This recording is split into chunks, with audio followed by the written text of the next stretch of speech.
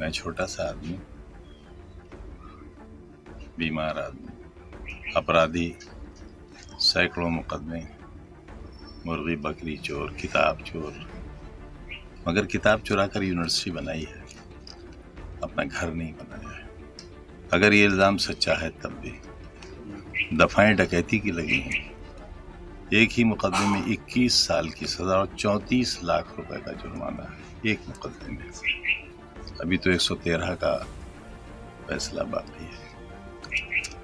Sir, आपने अभी एक बयान में कहा था, एक इंटरव्यू में कहा था कि इंडिया गठबंधन में मुसलमानों का रिप्रेजेंटेटिव नहीं है। उसको क्या देखते, क्या फ्यूचर मुसलमान मुस्लिम राजनीति वो का? ये बात नहीं थी, वो कुछ और बात थी, आपने समझी गलत। आप जब खुद को, बल्कि आपके चाहने वालों के लिए आप एक बहुत बड़े और मुखर नेता हैं, लेकिन आप जब खुद को एक छोटे अपराधी हैं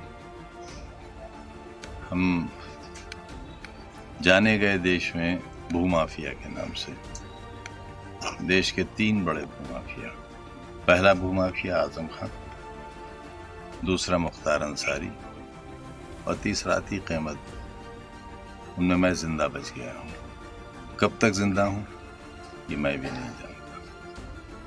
ये तो आरोप लगा रहे हैं, आप सत्यता क्यों बता रहे हैं इन्हें? यही सच है, इतिहास यही पढ़ा